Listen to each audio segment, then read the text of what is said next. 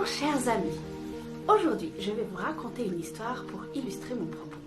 Il était une fois un roi qui avait un fidèle serviteur et ce serviteur n'arrêtait pas de lui dire au roi « Dieu est bon et il ne fait pas d'erreur ».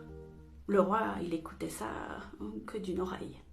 Mais voilà qu'un jour ils sont partis à la chasse et ils ont dû tuer un lion, mais juste avant qu'ils puissent tuer le lion a sauté sur le roi et lui a arraché un doigt. Pendant que le serviteur soignait son roi, il lui a dit « Dieu est bon et il ne fait pas d'erreur ». Le roi s'est mis dans une colère mais internationale parce qu'il s'est dit « Dis donc, t'es qui toi? Regarde, il me manque un doigt. Tu crois quand même pas que je vais dire que Dieu est bon et qu'il ne fait pas d'erreur ?» Et aussitôt, il a mis son serviteur en prison.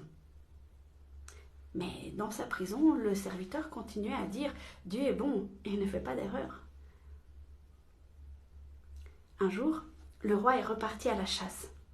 Mais ce jour-là, il n'est pas tombé sur un lion. Il est tombé sur une tribu qu'il a capturée. Et dans cette tribu, ils avaient une particularité, ils faisaient des sacrifices humains. Quelle aubaine, ils avaient un roi sous la main pour le sacrifier. Alors ils l'ont préparé en vue de leur cérémonie, mais juste avant qu'ils le sacrifient, ils ont vu qu'il lui manquait un doigt. Mais ils n'ont pas pu le sacrifier, parce que dans cette tribu, on ne faisait pas des sacrifices incomplets. Et ils ont relâché le roi. « Dieu est bon et il ne fait pas d'erreur !» s'est dit le roi. Évidemment. Donc il a couru jusqu'à la prison, il a délivré son serviteur et puis il lui a dit « J'ai bien compris la leçon, Dieu est bon, il ne fait pas d'erreur. Mais toi, t'as pas arrêté de dire ça en prison. Comment tu peux dire que Dieu est bon et il ne fait pas d'erreur ?»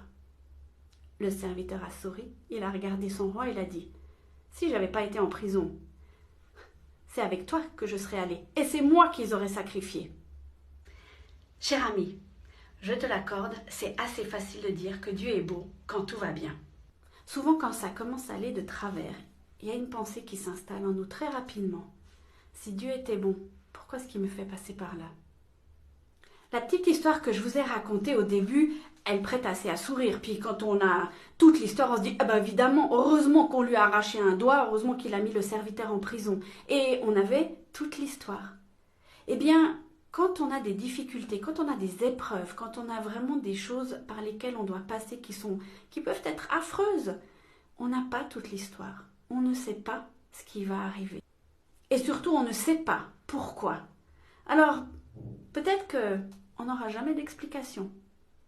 Peut-être qu'on aura une explication, mais des années après. Je crois qu'à un moment donné, il faut accepter qu'on n'est pas tout seul. Eh ouais, grande nouvelle, hein? Et que ce qui nous arrive dans notre vie peut parfois servir à d'autres. C'est vrai, le prix peut être très très lourd à payer. Et ça peut être tellement difficile, tellement compliqué, mais on ne connaît pas la finalité, on n'a pas toute l'histoire. Je crois aussi que la bonté de Dieu, il faut la travailler, il faut l'intégrer, il faut la digérer, il faut la chercher et il faut vraiment s'imprégner de cette bonté, mais le faire quand ça va bien. Parce que quand ça va mal, comment est-ce que vous voulez faire si vous ne l'avez pas appris avant? Cher ami, je t'encourage cette semaine à prier pour que Dieu puisse te montrer sa bonté, même si tu es dans les pires moments de ta vie, parce que Dieu est bon et il ne fait pas d'erreur. Je te souhaite une excellente semaine. Sois une bénédiction pour quelqu'un d'autre autour de toi aujourd'hui. À bientôt!